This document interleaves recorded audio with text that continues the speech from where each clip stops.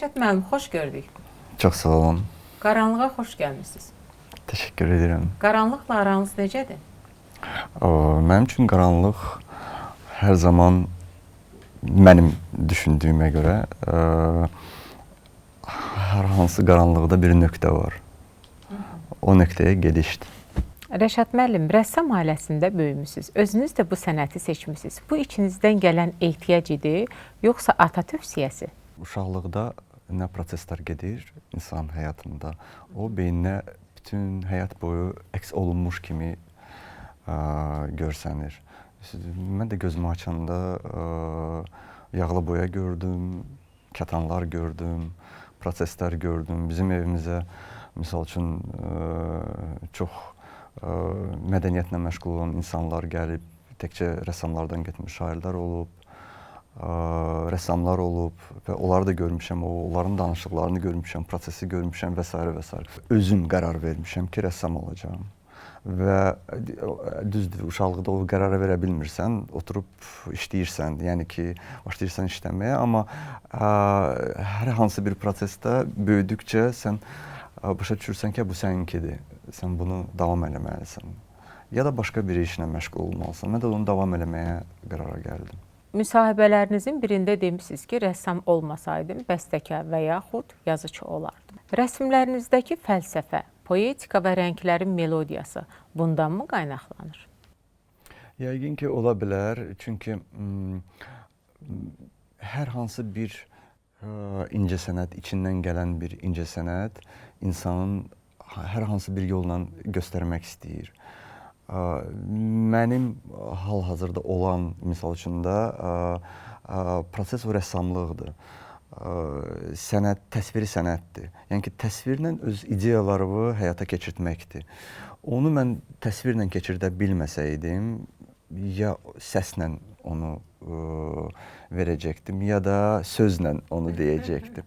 Çünki bunlar üç konsepsiya, əsas konsepsiyadır. Çünki təsvir ən birinci sözdən başlayıb. İnsanlar o təsviri sözlə oxuyub təsvir etməyə başlayıblar. Ona görə o təsvir də yaranmağa başlayıb. Yəni ehtiyac yaranmağa başlayıb ki, o təsviri reallığa keçirtsinlər hər hansı bir yolla. Ondan sonra səs yaranmağa başlayıb və o səs də bu yazıda və təsvirin ehtiyaclarını həll etməyə başlayıb. Bizə də o yəni səssiz mümkün deyil də. Biz o səsi eşitmək istəyirik və bəzi proseslərdə də ruhlandırır o bizi, yəni.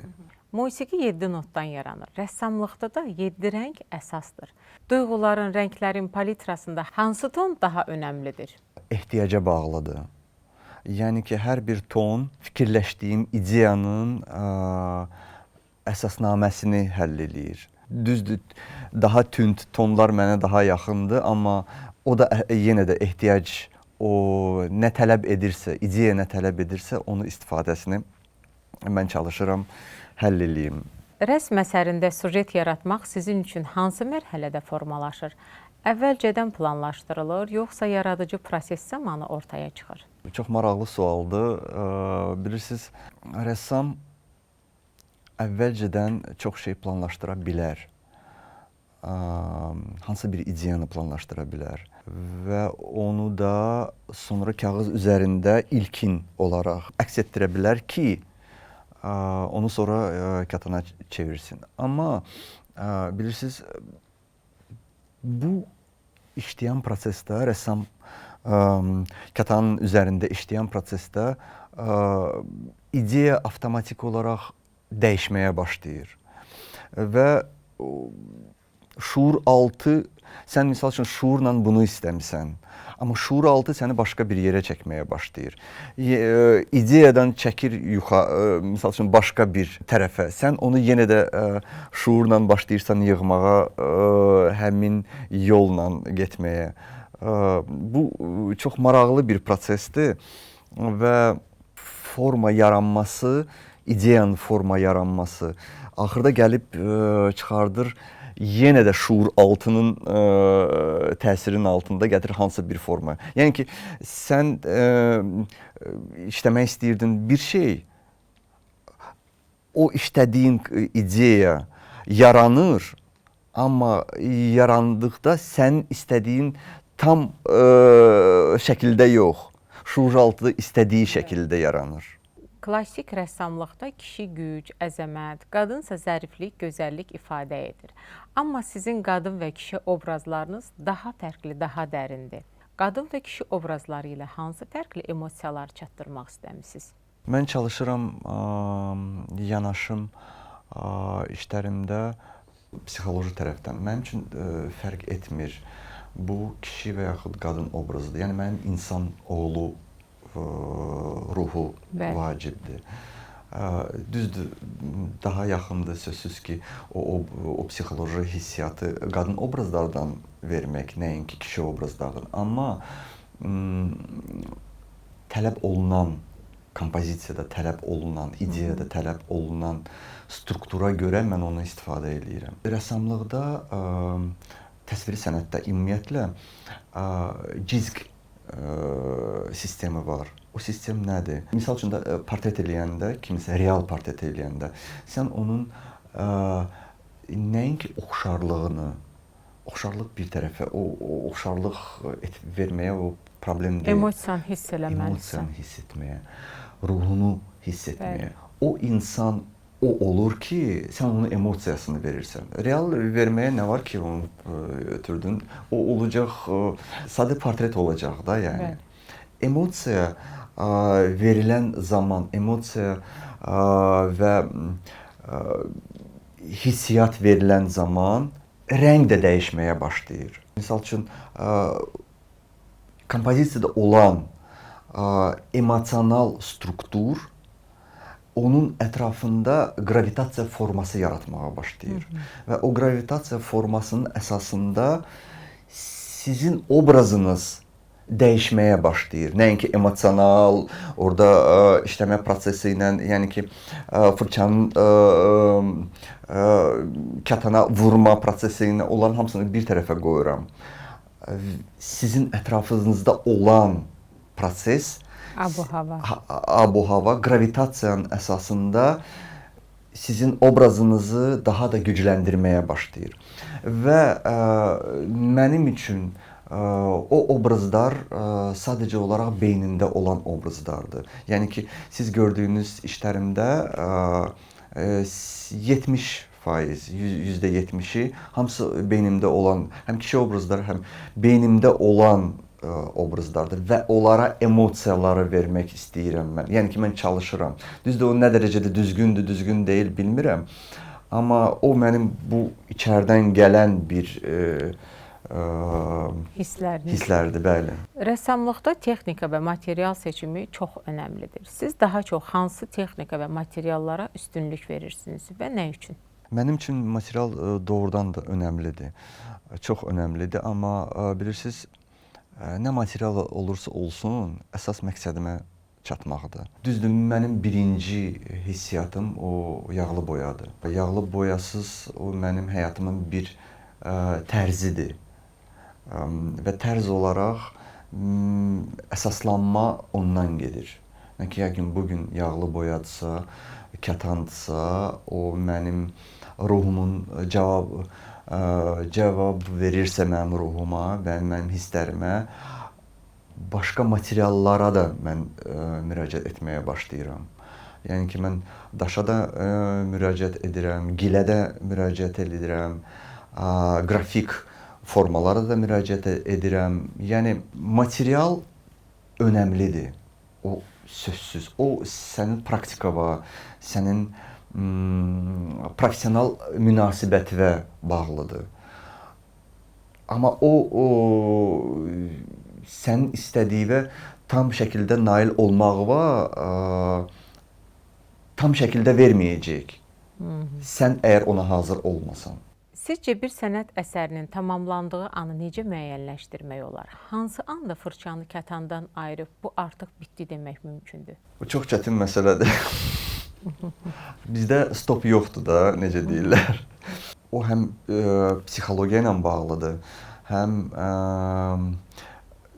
xarakterdən bağlıdır, həm sən nəyə nail olmaq istəməyindən də bağlıdır. İşi işlədikcə sən elə bilirsən ki, sən heç nə eləməmisən orada. Sən istəyirsən onu daha mükəmməlləş, daha dərin işləyəsən. Daha dərin işləyəsən və işlədikcə səni aparır axı ora. Bir də ayılırsan ki, mən nə etdim, gərək dayanardım.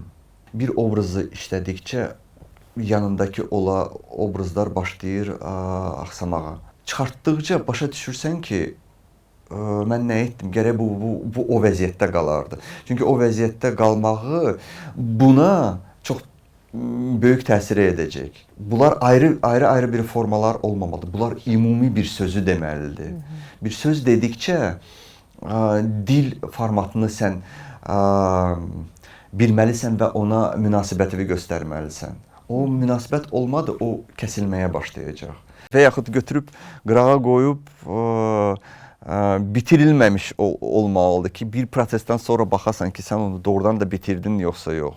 Azərbaycan mədəniyyətinin və mifologiyasının motivləri əsərlərinizdə öz əksini tapırmı? Tapırsa bu milli elementləri müasir forma və texnikalarla necə sintez edirsiniz? Azərbaycanın qədim dekorativ tətbiqi sənəti var.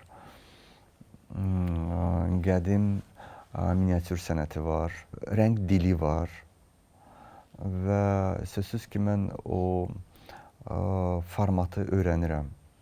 Mən hesab edirəm ki, onu neçə il yaşasın, o qədər də öyrənəcəksən. Və mən hesab edirəm ki, bizim mədəni irsimizi mükəmməlləşdirmək üçün müasir sənətlə qədimdə olan dili bağlantı yaratmaq lazımdır. Bağlantı etməsək, bu sənət sadəcə olaraq olacaq real və yaxud dekorativ sənət olacaq, abstrakt sənət olacaq. O bağlantı elə bir gətirib formaya çıxardacaq ki, o həm Avropa sənətindən, həm ümumi şərq sənətindən fərqlənməyə başlayacaq. O fərqdə bizim artıq fərqimiz olacaq. Üstəgəl biz mədəni irsimizi qorumuş oluruq və o mədəniyyət, bilirsiniz, bugün mən əgər tradisiyanı davam edirəmsə, misal üçün deyək xalça sənətini, tradisiyadır, mən onu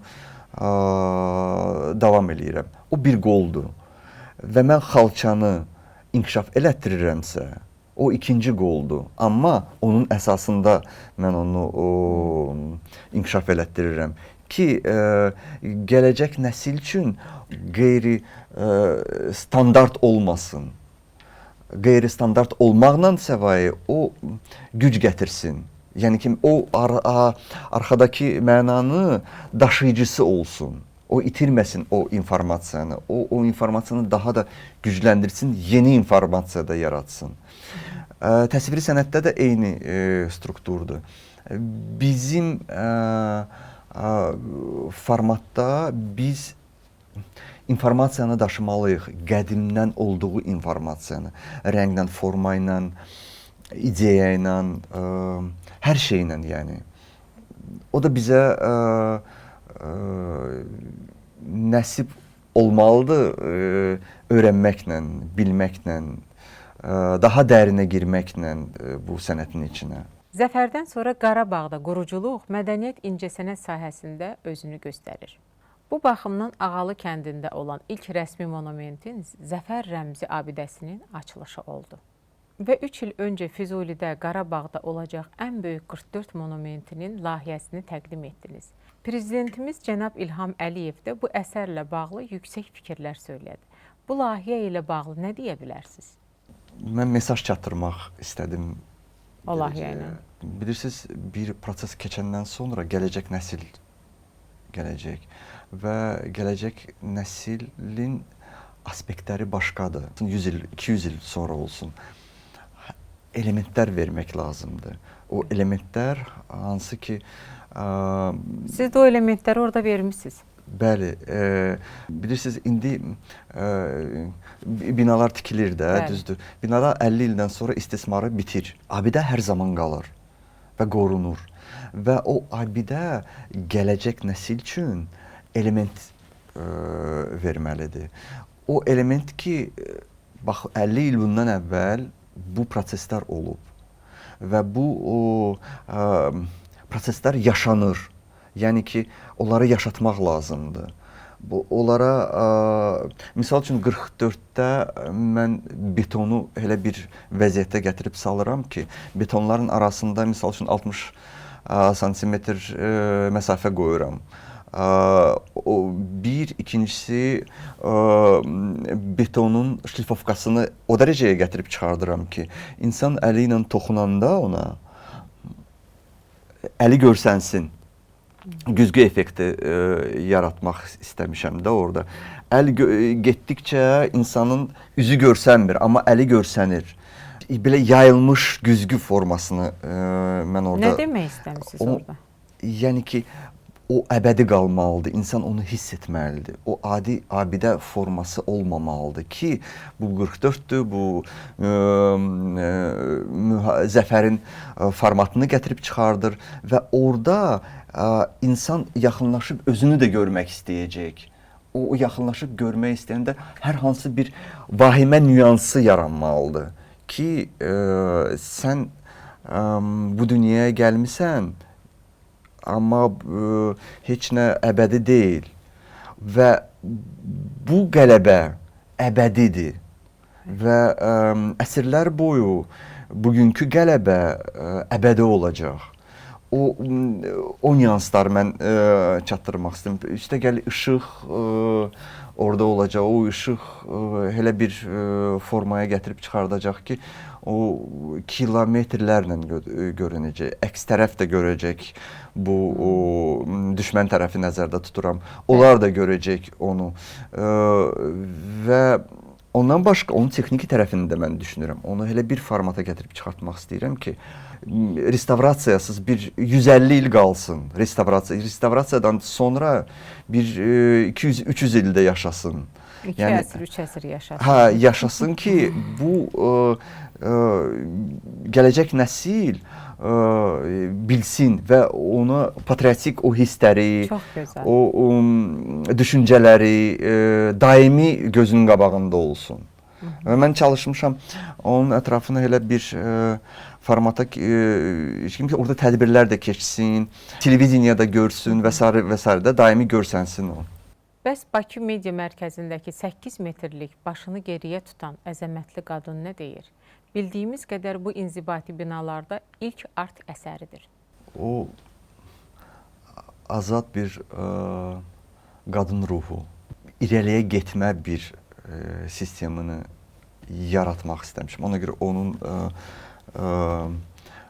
yarı şaquli şey olmasa, onun getməsini, hissiyatlarını vermək istəmişəm. Və orada da obraz, qadın obrazıdır, yəni ki, amma o ümumi insan ruhuna aiddir o struktur. Tək qadına aid deyil. Deyil, bəli. Sizin daha bir mükəmməl işiniz Əbədiyyət kompozisiyasıdır.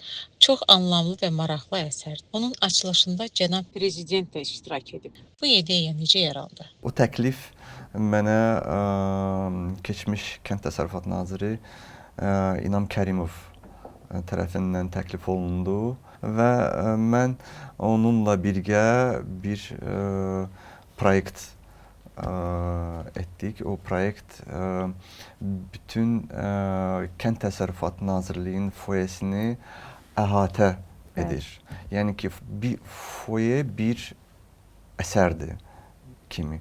Onu da biz Ulu Öndər Heydər Əliyevin 100 illiyinə həsr etmişdik və həmin ildə onu təqdim etdim mən möhtərəm prezidentə. Məsələ nə yerdədir? Orada mərkəzi girişdə ağac forması verilib. Ulu Öndər o ağacı əkib, sonra o ağac yetişib. 2 qol vermişəm. Yəni bir qol gedir, deməli əllərdən tutmuş insan bolluq, yəni o bolluğun bir prinsipi, yəni ki, ağac bir tərəfdən bolluq bizə gətirib, Ulu Öndər əkdiyi ağacdan söhbət gedir. Sonra yuxarı tərəfdə kosmik format yaratmışam. Orada 100 dənə ulduz var. O 100 illiyə həsr etdiyim. O da o ağacın budaqları ona da bağlıdır. Yəni ki, sol tərəfə gedir, möhtərəm prezidentin fəaliyyəti göstərilir və onun getdiyi yol, hansı o yola bizi gətirib inkişafını göstərmişəm. Yuxarıda 2 dənə kolon var, buğda, bağlanmış buğdadır. O da bizim qida təhlükəsizliyimin möhkəmliyini və gücünü göstərmişəm. İqtisadiyyat Nazirliyindəki layihəniz də çox maraqlıdır. Bu layihə necə adlanır? Əllər, ağac kökləri nəyi ifadə edir? Rəsmi adı birlikdir onun. İnsan əllərin gücünü göstərmək istəmişəm orada mən. Və o köklər bizim dərin mədəniyyətimizə daxil olmasıdır. Yəni ki, oradan gəlir bizim birliyimiz, bağlantımız, bizim gücümüz, xalqın birliyi və o birlik bir insanın ətrafında toplanan birlikdir, o sevgi birliyidir və sair və sair, yəni. Adətən sənət əsərləri baxıb zövq almaq üçün yaradılır. Amma sizin sənət əsərləriniz fəlsəfi məzmunu, düşündürücülüyü ilə diqqət çəkir. Sanki hər birində insanlara bir mesaj var. Rəssam işlədikcə bir əsəri fikirləşir ki, mənim əsərim 100 ildən sonra nə olacaq? Oturub fikirləşirik. Auksionda, mən də sadə formasıyla, auksionda Sotheby'sdə 10 milyona satılacaqmı? İtəcəkmi ümumiyyətlə? Yəni, mən bir rəssam kimi tarixdə qalacaqmı? Mən nə etmişəm ki, onu bugünkü günə kimi o əsrdən sonra, 100 ildən sonra, 50 ildən fərqi yoxdur. Nə olacaq o? Və siz necə düşünürsünüz? Siz yaddaşlarda qalacaqsınızmı? Onu mən deyə bilmərəm. Mən sadəcə olaraq çalışırım o mesajları çatdırım. Maksimum insan psixologiyasının daxili aləmində olan, onu narahat etdiyi hissləri çatdırmaq istəyirəm. Mən istəyirəm ki, onlar yaxın olsun insanlara. İnsanlara yaxın olduqca onlar istəməyəcəklər, ayrılsınlar. Bu monumentlərdə də eyni şəkildə. Mən onlara mesajı çatdırmaq istəyirəm gələcəyə ki, onlara bir-birinə bağlı olsunlar. Və mənim üçün o sadəcə zövq deyil. Mən işi işləyəndə mən estetika, tamam bilirsiniz necə bir şeydir. Estetik cəhətdən siz görəndə deməli sizdə okey, yəni çox xoşuma gəlir və s. Amma xoşuma gəlməkdən başqa onu sizin davam edici insanlar sizin evinizdə və yaxud yanınızda olan işə necə münasibət göstərəcəklər və onu qoruyacaqlarmı? Sizdən qalan miraslardan söhbət gedir.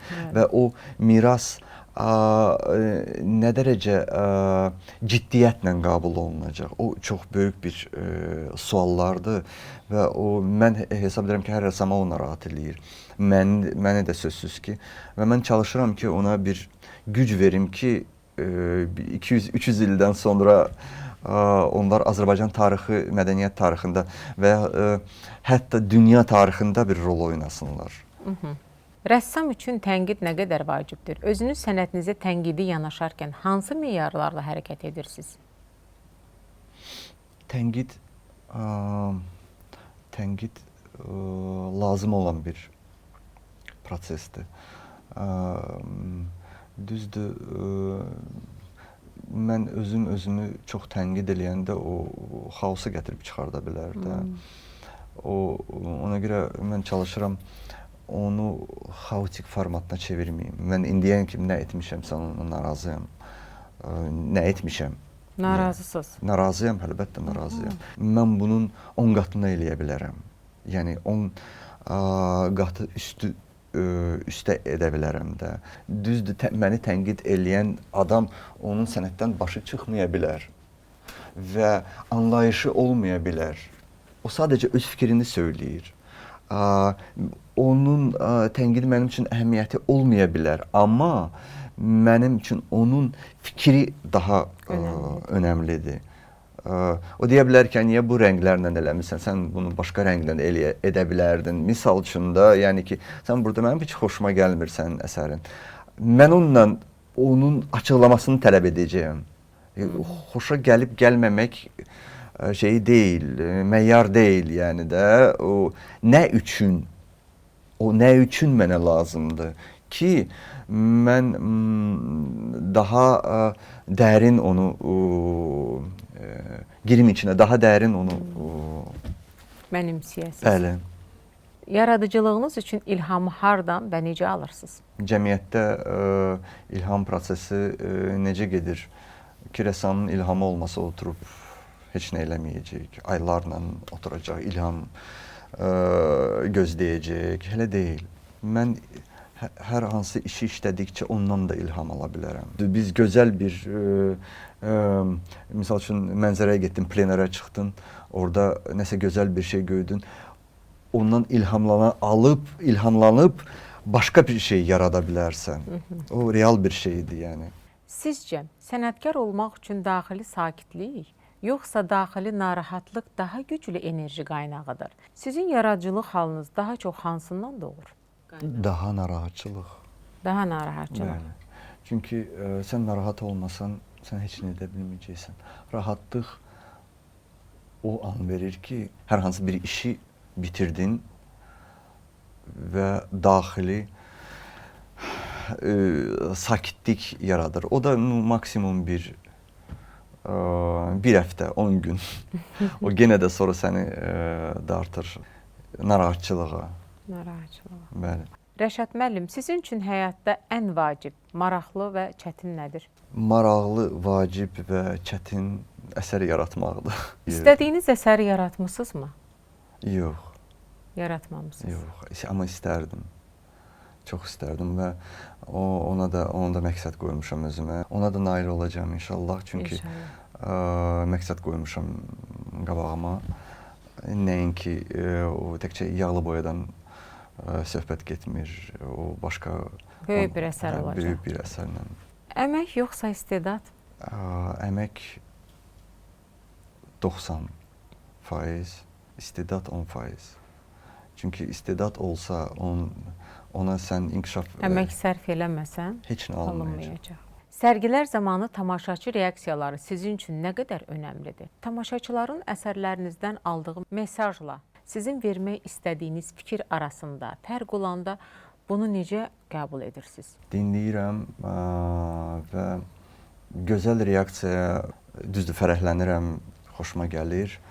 Amma çox dərinə getmirəm mən. Bəs tamaşaçıların pis reaksiyası olanda özünüzü necə hiss edirsiniz? Tam normal və ona tam normal da münasibət göstərirəm. Çünki o mənim artıq işimdir. İnsan necə o dili qəbul etdi, etmədi, o başqa bir məsələ. Mənim dilimi, dediyim əsərimi qəbul etməyə bilər. Oxuduğu əsəri qəbul etməyə bilər, misal üçün. O normaldır mənim üçün. Sizcə sənət zamanla nə dərəcədə qiymətli olur? Zaman keçdikcə rəssamın yaratdığı əsər çox qiymətli olur. Fərqi yoxdur, o tarixdə qalacaq, qalmayacaq. Tarixdə qalan rəssamların əsərləri fiziki birinci qiyməti qalxır. Bugün misal üçün bir qiymətədirsə, onun fizikidən danışıram. Gələcəkdə onun 100 qatı olacaq. İstəgəl rəssamın əgər bugünkü gün gücü gələcəyə ötürülürsə, o güc qalxırsa, onun qiyməti olmur. Gələcəkdə daha qiymətli olur. Bəli. Süni intellektin sənət sahəsinə daxil olması rəssamlıq peşəsini necə dəyişə bilər? Bu texnologiya münasibətiniz necədir? Süni intellekt bilirsiniz sadəcə vasitədir. O sizin, bizim sənətkarların təkrarlaya bilməz. Bilirsiniz, şəkil çəkmə nə deməkdir? Mən hal-hazırda öz sənətimdən danışıram. Təsviri, incəsənətdən danışıram. Şəkil çəkmə. Mən şəkil çəkirəm. O yaratmaq deyil. O sənəti gücləndirmək deyil. O sadəcə olaraq şəkil çəkmədir. Süni intellekt o şəkili çəkə bilər. Amma o emosiyanı verə bilməz, o hissləri verə bilməz. Nə barədə? Əlbəttə ki. Mən sizlə tam şəkildə... Onu canlı qəbul edə bilmirsən. İnsan əli dəymədiyinə görə təbii ki, ondan o enerjini ala bilmirsən. Tamamilə doğrudur. Və texnologiyalar elə bir şey yarada bilər ki, misal üçün, ümumi dünya təsviri sənətdə rəssam necə işləyib, hansı fırçanı necə qoyub, onu intellekt edə bilər. O canlılıq yarada bilməz də. O hissiyatı yarada bilməz. Rəşad müəllim, bizim bir neçə dostumuz var. Onlardan biri bizim milli brendimiz olan Ətirşah, ətirlərin şahı. Çox gözəl. Sizə bugün bir parfüm göndərib. Əslində bu parfümlər özəl olaraq hazırlanır. Bizim proyektimiz üçün, qaranlıqda həqiqət üçün hazırlanır. Və bunu istədilər sizə təqdim edim. Təşəkkür Və ederim. bizim bir dostumuz da var, təbii daşlar. Bu sizə daha yaxındır. Agat Silver sizin üçün bir təsbih göndərib. Çox gözəl. Və bizim çox dadlı, təamlı, yeyin ağzınız şirin olsun. Həqiqətən də çox möhtəşəm və keyfiyyətli hədiyyə. Çox gözəldir. Bunu açmıram. Bunu apararsınız evinizdə, nuş eləyərsiniz. Çox sağ olun. Çox gözəldir. Qablaşdırmaları da çox gözəldir. Hədiyyəliklər var orada, çox gözəldir. İnanın ki, mən özüm o mağazaya daxil olandan sonra aşiq oldum ora. Həm dadı təamı çox gözəldir, həm də ki, qablaşdırmaları çox gözəldir. Və biz bir elçilik eləyirdik. Oradan çox gözəl bir dəst hazırlatdıq. İnandırım ki, evə girəndə hər kəs hər şey unutdu və soruşurdu ki, bu qabları hardan almışsınız, bu şokoladları hardan almışsınız. Onun üçün də sizə buradan təqdim edirəm. Hədiyyə, gedə bilərsiniz. Və sizə High Result Akademiyadan danışmaq istəyirəm. Çox gözəl bir gənclər üçün təhsil, tədris mərkəzidir. Əgər sizin də gənclər varsa, oğlunuz, qızınız, qohumunuz, əqrabanız xaricdə təhsil vermək istəyirsinizsə, mütləq və mütləq High Result-dan keçməlidirlər. Çox rahat və belə heç güvənli, insanları incitmədən hər şeylərini özləri təmin edirlər. Və sizə dərin təşəkkür eləyirəm. Bugün gəldiniz, mənimlə həm söhbət oldunuz. Çox minnətdaram. O gözəl qızıl vaxtınızı bizə sərf elədiniz. Təşəkkür edirəm. Çox sağ olun. Sizə də böyük uğurlar. Çox sağ olun. Təşəkkür edirəm. Çox sağ olun. Çox təşəkkür edirik. Zərifliyin rəmzi olan keyfiyyətli və təbii aqat daşları hər kəsə bol enerji ötürür. Dünyanın dörd bir yanından seçilən nadir daşlarımız arasından siz də daşınızı seçə bilərsiniz. Müştərilərimizə ekskluziv daşlardan hazırlanmış aksesuarlar təqdim etmək və onların həyatına pozitiv enerji qatmaq ən böyük hədəfimizdir. Aqat, təbii enerjinin ünvanı.